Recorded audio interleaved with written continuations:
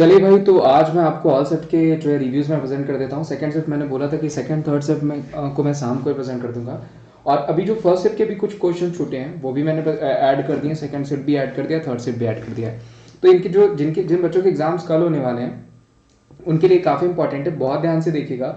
Video में भी थोड़ी लंबी हो सकती है, तो वीडियो को आप अंत तक देखिएगा। और वीडियो अच्छी लगती है दोस्तों तो मैं यही कहूँगा, बहुत सारे लोग देखते हैं यार, अगर आपको अच्छी लगती है तो जरूर आप लाइक करिए, चैनल पर नया तो चैनल को जरूर सब्सक्राइब करिए, वीडियोज को शेयर करिए। मुझे पर्सनली अच्छा लगेगा और मैं पूरी कोशिश करता हूँ कि ज़्यादा से ज़्यादा अधिक से अधिक जो चीज़ें आप तक पहुँचा सकता हूँ वो मैं जरूर पहुँचाऊँ। चलिए स्टार्ट करते हैं। किस संविधान संशोधन के तहत मौलिक कर्तव्य जोड़े गए थे? Under which constitutional amendment were fundamental duties added? देखिए रेगुलर अगर आप मेरा सेशन उठा देंगे, रोज मैं ये क्वेश्चन आपको बता रहा हूँ और मैं अभी फिर से आपको बता रहा हूँ कि देखिए 42वें संविधान संशोधन को हम मिनी कॉन्स्टिट्यूशन कहते हैं। ठीक है, मिनी कॉन्स्टिट्यूशन कहा जाता है। इसमें 3 शब्द जोड़ा गया था जो कि आपको पूछा जाता है, जिसमें क्या क्या हो जाएगा, इंटीग्रिटी हो जाएगी, अखंडता जिसको कहते हैं, इंटीग्रिटी जोड़ी गई थी, 1 नंबर का क्वेश्चन पूछा ही जाएगा आपको। सोशलिस्ट जोड़ा गया था जिसको आप कहते हैं समाजवाद। ठीक है, इंटीग्रिटी हो गया, सोशलिस्ट हो गया और सेकुलरिज्म यानी धर्मनिरपेक्षता, इन 3 शब्दों को जोड़ा गया था। प्लस फंडामेंटल ड्यूटीज को भी जोड़ा गया था, मौलिक कर्तव्यों को भी जोड़ा गया था। और ये 1976 में हुआ था, 1976 में हुआ था 42वां संविधान संशोधन, जिसको आप मिनी कॉन्स्टिट्यूशन के रूप में भी जानते हैं, जो कि आपको पूछा जाता है। इतनी सारी चीज होंगी। अब देखिए फंडामेंटल ड्यूटीज को किस आर्टिकल में रखा गया है, तो उसको रखा गया 51A में। और किस भाग में रखा गया है? 4A में। फंडामेंटल ड्यूटीज यानी मौलिक कर्तव्य लिए कहां से गए? तो रशिया से लिए गए, ये मैंने आपको पहले ही बता रखा है, जो कि पूछा जा सकता है। अब 42वां संविधान संशोधन 1976 में हुआ। यहीं पे देखिए आपको 44वां संविधान संशोधन भी मैं बता देता हूँ, 1978, जिसमें हमारा जो हमारा प्रॉपर्टी राइट था ना, उसको फंडामेंटल राइट से निकाल करके उसको क्या कर दिया गया, उसको लीगल राइट कर दिया गया। तो ये पूछा जा सकता है आपको। राज्य के उच्च न्यायालय का, ये इस क्वेश्चन के आंसर 42वां संविधान संशोधन, राज्य के उच्च न्यायालय का मुख्य न्यायाधीश कौन की नियुक्ति कौन करता है? तो राष्ट्रपति जो होते हैं वो सर्वोच्च न्यायालय के मुख्य न्यायाधीश। जितने भी देखिए हाई कोर्ट के हो गए, सुप्रीम, सबके अपॉइंटमेंट कौन करते हैं? तो वो करते हैं राष्ट्रपति। ठीक है, डिस्ट्रिक्ट कोर्ट के जो होते हैं, जो राज्यों के डिस्ट्रिक्ट कोर्ट के होते हैं, उसके राज्यपाल करते हैं। तो ध्यान रखिएगा, हाई कोर्ट हो गया और आपका, तो उनके अपॉइंटमेंट कौन करते हैं? तो वो राष्ट्रपति के ही हाथ में होता है। जबकि डिस्ट्रिक्ट कोर्ट पूछा जाएगा तो वो राज्यपाल के हाथ में होता है। वायु का पर्यावची, समीर, हवा, अनिल, ये दिया गया था, सारे ही हो गए आपको। और ये लगातार आपको मैं बता रहा हूँ कि पर्यावची से भी एक साथ क्वेश्चन पूछे जा रहे हैं। ठीक है, जो व्यक्ति नीति में निपुण हो, उसे क्या कहा जाता है? तो वो नीतिज्ञ कहलाता है। घोड़े के लिए एक क्या दूर सफर मुहारे का अर्थ क्या? जो व्यक्ति मेहनत करता है उसके लिए सब कुछ पाना कुछ भी असंभव नहीं, यानी जो मेहनत करा उसे मिलेगा। देखिए विश्व की किस वर्ष जनसंख्या वृद्धि की दर कम रही है? देखिए यहाँ पे क्वेश्चंस कहा गया है कि कई तरीकों से पूछा गया। बेसिकली ये तो मेंशन नहीं किया गया, लेकिन मैं सुना कि ये पूछा गया क्वेश्चन आपको कि किस राज्य की 2011 के सेंसस में कहाँ की रही? तो देखिए जनसंख्या कम बढ़ी अगर पूछा जाएगा तो वो अंडमान निकोबार का हो जाएगा।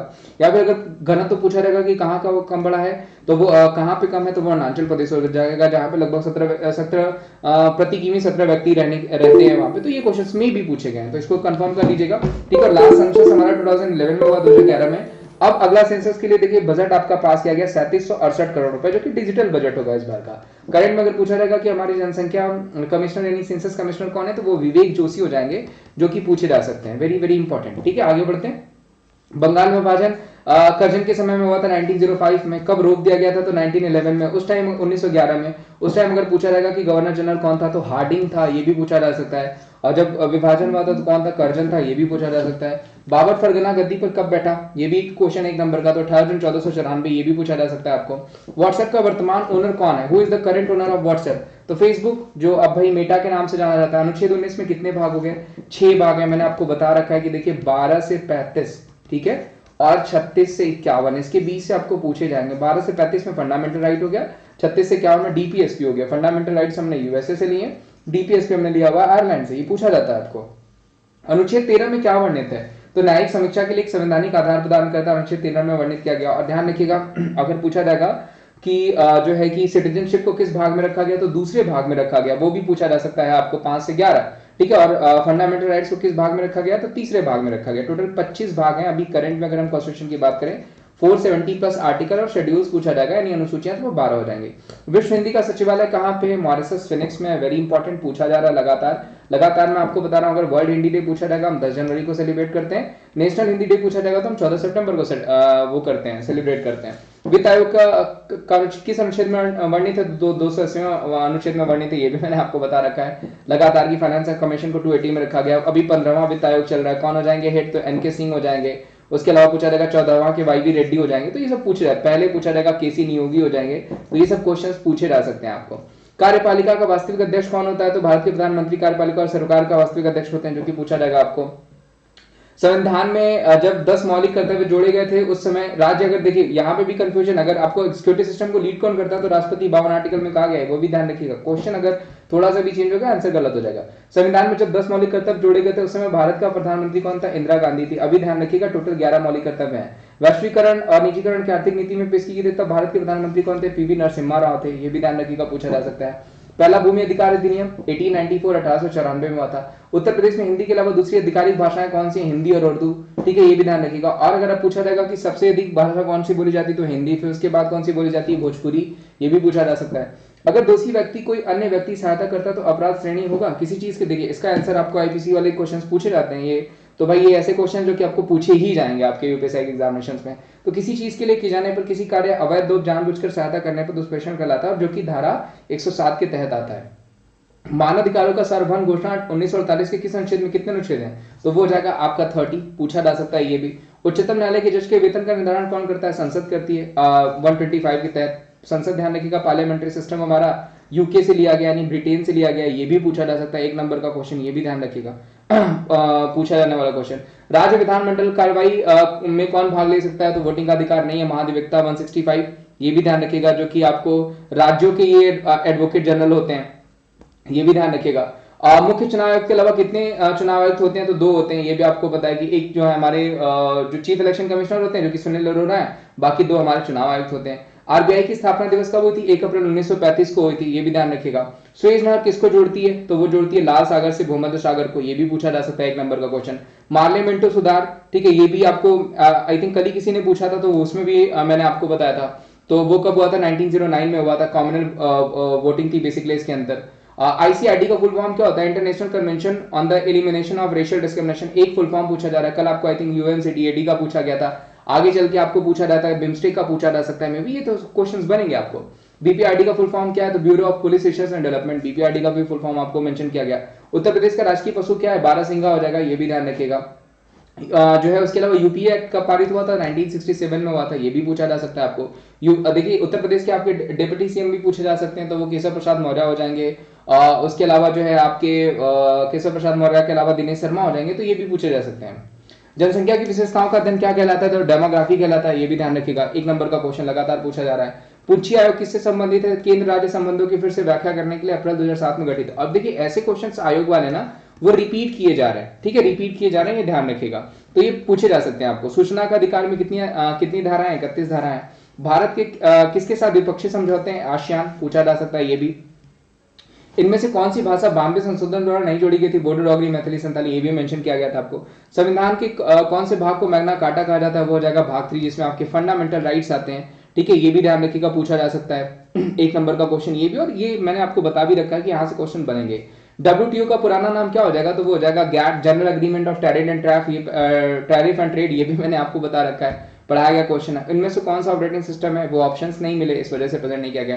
पूना पैक्ट भी देखिए मैंने आपको बताया था कि गांधी जी के बीच हुआ था और जो है अंबेडकर जी के बीच हुआ था यरवदा जेल, ठीक है, ये भी आपको पूछा जा सकता है, जो कि 1932 में हुआ था। और 1928 में मैंने बरदोली अभियान भी बताया था, क्योंकि पूछा जाता है। गांधी अरविंद समझौता 1931 में हुआ था। ये सब आपको पूछे जाते हैं। पाली भाषा में से कौन सा धर्म जुड़ा हुआ? तो बौद्ध धर्म। बौद्ध धर्म बेसिकली पाली भाषा जो है कि यूज की जाती थी, और बेसिकली बौद्ध धर्म का जो प्रचार प्रसार था वो मगध ही था। तो ठीक है, ये भी ध्यान रखिएगा। पहला अगर पूछा जाएगा कि प्रवचन कहाँ पे दिया था गौतम बुद्ध ने, तो वो दिया था सारनाथ में, जिसको तब ऋषि पत्तनम के नाम से जाना जाता था, अपने 5 शिष्यों के सामने। इनके गुरु का नाम पूछा जाएगा गौतम बुद्ध के, तो अलार कलाम पहले गुरु थे। दूसरे गुरु अगर पूछा जाएगा तो वो रुद्रक हो जाएंगे। ये भी ध्यान रखिएगा, जो कि आपको पूछा जा सकता है। तो बौद्ध धर्म मैंने आपको पढ़ा रखा है, हिस्ट्री में अलग से भी पढ़ा रखा है, आप देख लीजिएगा। और अनुच्छेद 360 में क्या वर्णित है? कल ही बताया था। 352, 356, 360 ये दोनों किस में आते हैं? तीनों किस में आते हैं? तो ये आ जाते हैं आपकी इमरजेंसी में, जिसमें 360 क्या हो जाएगा? आपका फाइनेंस इमरजेंसी हो जाएगा, ठीक है। मतदान की आयु 21 वर्ष से घटाकर 18 वर्ष किस संविधान संशोधन में की गई थी? देखिए मैं इसलिए स्माइल कर रहा हूँ क्योंकि ये क्वेश्चन मैंने आपको पढ़ा रखे हैं। अगर आप देखेंगे रेगुलर सेशंस देखेंगे ना, तो आपको मिलेगा ये की पढ़ाया गया। 61वां संविधान संशोधन 1989 में राजीव गांधी के समय में हुई थी, क्रेडिट उनको भी जाता है, ठीक है। तो ये भी पूछा जाता है कि किसके समय में की गई थी, तो वो राजीव गांधी के समय में की गई थी। ये भी पूछा जा सकता है, आपको 1 नंबर का क्वेश्चन बनता है। आईपीसी 376 में क्या वर्णित है? तो जो कोई भी व्यक्ति 12 वर्ष से कम की लड़की से बलात्कार या बलात्संग करेगा वो 376 में मेंशन है। महान्यायवादी की नियुक्ति कौन करता है? राष्ट्रपति करते हैं, आर्टिकल 76 में। अभी पूछा जाएगा कौन हो जाएंगे, तो के वेणुगोपाल हो जाएंगे, ये भी ध्यान रखिएगा। गरुड़ की पारेवाची खगेश पत्रकारी उर्गरी हरियाण बात ने खड़गपुर सुपर्ण विष्णु के सारे दिए थे। राज्यसभा का सभापति कौन होता है? रोज मैं बता रहा हूं, उपराष्ट्रपति होते हैं, ये भी ध्यान रखिएगा, 64 में मेंशन किया गया है। और अगर पूछा जाएगा पदहीन होते हैं, इनका जो कार्यकाल होता है वो 5 साल का होता है, जबकि राज्यसभा का कार्यकाल 6 साल का होता है, ये भी मैंने आपको बता रखा है। उपसभापति पूछा जाएगा, करंट में हरिवंश नारायण सिंह हो जाएंगे। राज्यसभा को आर्टिकल 80 में रखा गया है, 6 साल का कार्यकाल होता है। मेंबर बनने के लिए मिनिमम एज क्या होनी चाहिए? तो वो 30 साल होनी चाहिए। ये सब मैंने आपको बता रखा। और राज्यसभा जो है ना एक परमानेंट हाउस होती है, यानी एक स्थायी सदन है। नेशनल ओबीसी कमीशन अपनी रिपोर्ट किसे देता है? तो राष्ट्रपति को देता है। मिल्क ऑफ मैग्नीशिया किसे कहा जाता है? तो मैग्नीशियम हाइड्रोक्साइड को कहा जाता है। एक नंबर के जनरल साइंस के भी क्वेश्चन है। अनुच्छेद 48 में क्या वर्णित है? लगातार आपको बताया जा रहा है कि आपको जो है कि प्रोटेक्शन ऑफ एनवायरमेंट है 48 में। 49 में अगर पूछा जाएगा प्रोटेक्शन ऑफ मॉन्यूमेंट्स है। 50 में पूछा जाएगा तो वो हो जाएगा सेपरेशन बिटवीन एक्सिक्यूटिव जुडिशरी न्यायपालिका और कार्यपालिका के बीच। 51 में पूछा जाएगा इंटरनेशनल सिक्योरिटी एंड पीस है। ये 36 और 51 मैंने बोला कि आपको डीपीएसपी पूछा ही जाएगा, पूछा गया। संविधान का भाग 14 किससे संबंधित है? तो संघ या राज्यसभा के सेवा करने वाले व्यक्तियों की पदावधि से संबंधित है। भाग 14 पूछा गया आपको। 99वां संविधान संशोधन किससे संबंधित है? इसका उद्देश्य सर्वोच्च न्यायालय और देश के 24 उच्च न्यायालयों के न्यायाधीशों की नियुक्ति की मौजूदा व्यवस्था को बदलना। अब ध्यान रखिएगा 25 उच्च न्यायालय हो गए, अभी हमारे यहाँ 25 हाईकोर्ट खोल देंगे। 25वां हाईकोर्ट खोला गया आपका जो है कि आंध्र प्रदेश में, पूछा जा सकता है। नंदा देवी राष्ट्रीय उद्यान कहाँ पे? हो जाएगा उत्तराखंड में। लगातार आपको नंदा देवी मैंने बताया, खीरगंगा हिमाचल प्रदेश बताया, पिनवैली हिमाचल प्रदेश मैंने आपको बताया, कालेश्वर आपको हरियाणा बताया नेशनल पार्क, चांदोली पूछा जाएगा तो मुंबई बताया आपको, गुरु घासीदास पूछा जाएगा छत्तीसगढ़ बताया। ये सारे नेशनल उद्यान मैंने आपको पढ़ा रखे हैं, उसकी एक वीडियो भी बना रखी है जो आप विमलेश यादव सर्च करके या फिर शिक्षा सिटी सर्च करके पा सकते हैं। देखिए दोस्तों, मैं फिर से कहूंगा वीडियो देखिए लास्ट तक आपको प्रेजेंट की जाती है और बहुत ही मेहनत से प्रेजेंट की जाती है, तो उसको ज्यादा से ज्यादा लाइक करिए, शेयर करिए और चैनल पे सब्सक्राइब भी करिए ज्यादा से ज्यादा लोग, ताकि मैं जल्दी आप लोगों को लाइव सेशंस भी पढ़ा पाऊं। ठीक है, तो आज इतने मुझे क्वेश्चन मिले थे।